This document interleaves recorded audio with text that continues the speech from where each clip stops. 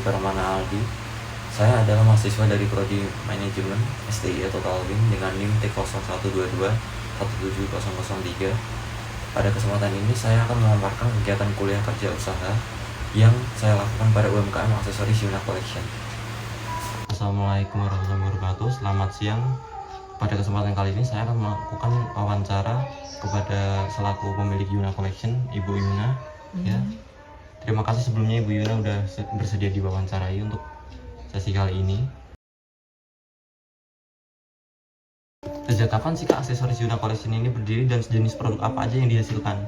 Jadi Yuna Collection itu awalnya saya 2018 sering dapat oleh-oleh dari teman karena saya kerja di sebuah asuransi. Kemudian dari oleh-oleh itu ternyata banyak yang pingin. Akhirnya saya ngobrol-ngobrol. Beliau kan merantau di Lombok. Akhirnya dia sering bawa mutiara butiran. Kemudian saya rangkai ternyata banyak peminatnya. Jadi akhirnya 2019 Yuna Collection itu resmi. Saya mulai usaha itu.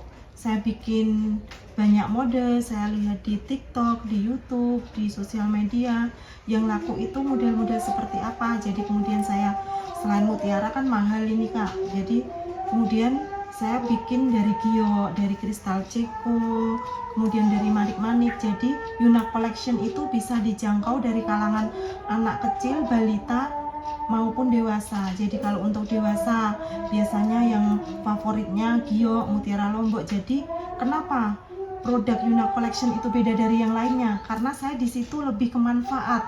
Untuk giok itu saya tekankan untuk promosinya itu manfaatnya untuk kesehatan, untuk meningkatkan mood, jadi untuk membuang aura negatif. Jadi saya tekankan seperti itu manfaatnya. Kemudian kok banyak peminat, akhirnya saya sering jualan di CFD, sering jualan di pameran-pameran.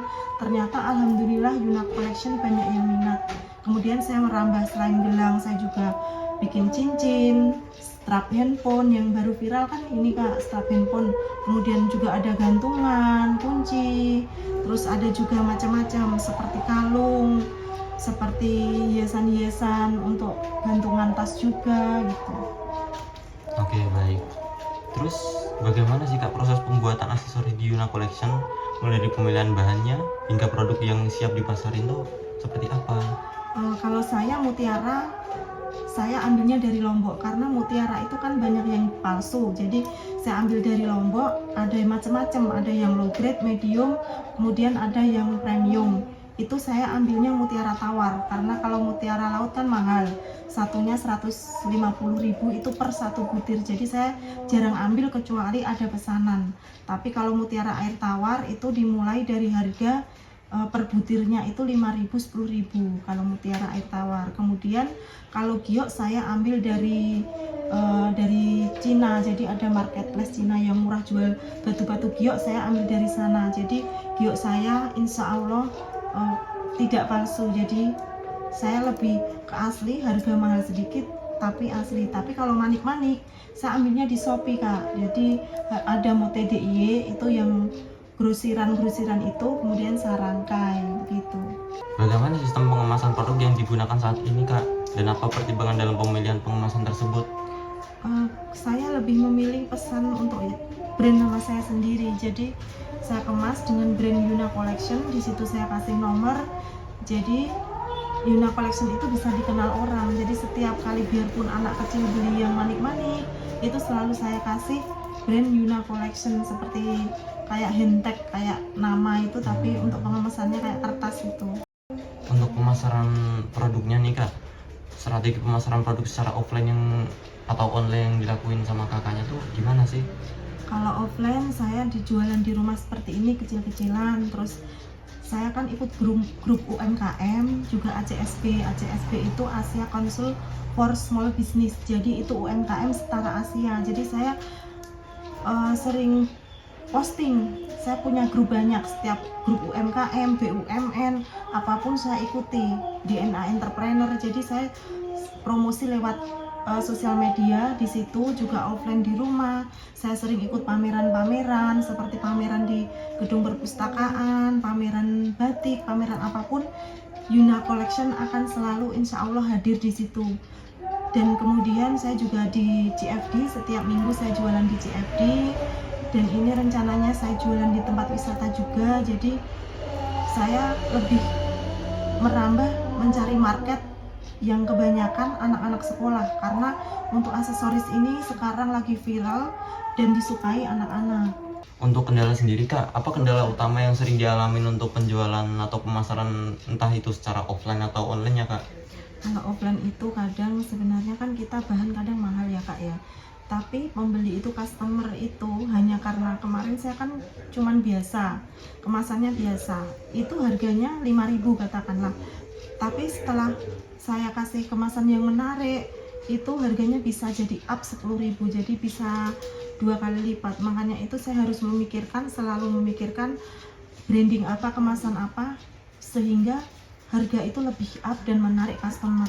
Dan kemudian kalau online-nya kendalanya sih, kalau di TikTok itu sering banyak kebijakan privasi, jadi saya kalau setiap live itu harus lebih hati-hati. Kemudian kalau di Shopee itu sebenarnya di orang lebih aman sih, tapi kalau di TikTok ya itulah Kak kendalanya, sering banyak kebijakan privasi, kayak pelanggaran-pelanggaran gitu. Jadi kalau live memang harus hati-hati dan jangan banyak memasukkan keranjang kuning di TikTok gitu.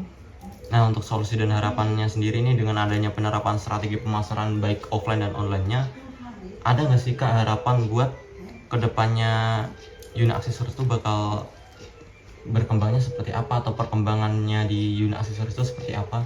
Ya, saya ingin aksesoris saya itu dari awal, saya ingin Yuna Collection itu berbeda dari yang lain. Jadi saya setiap kali iklan, saya itu harus selalu memikirkan, saya cari di aplikasi AI gitu. Jadi saya pengen belajar gimana digital marketing, dan harapan saya Yuna Collection itu bisa lebih meng-up produk yang lebih menarik dan merambah ke luar negeri. Jadi kita bisa langsung ekspor gitu. Oke, baik. Sebelumnya terima kasih banyak ya Kak untuk informasi dan waktunya yang sudah dikasih ke saya.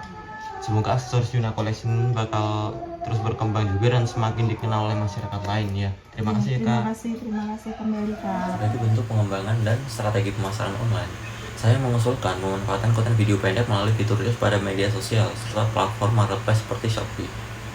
Sebagai penutup, saya mengucapkan terima kasih yang sebesar-besarnya kepada Ibu Yuna selaku pemilik UMKM aksesoris Yuna Collection yang telah bersedia bekerja sama dan memberikan kesempatan kepada saya untuk melaksanakan kegiatan kuliah kerja usaha ini. Saya juga mengucapkan terima kasih kepada Ibu Zati selaku dosen pembimbing lapangan yang telah memberikan bimbingan, arahan, serta dukungan selama pelaksanaan kegiatan KKU. Ucapan terima kasih saya sampaikan kepada SDI Totalwin selaku institusi pendidikan yang telah memberikan kesempatan dan fasilitas sehingga kegiatan KKU ini dapat terlaksana dengan baik. Semoga kegiatan KKU ini memberikan manfaat dan kontribusi positif bagi semua pihak. Saya Dinori Pramana Ali dari Prodi Manajemen pamit undur diri. Wassalamualaikum warahmatullahi wabarakatuh.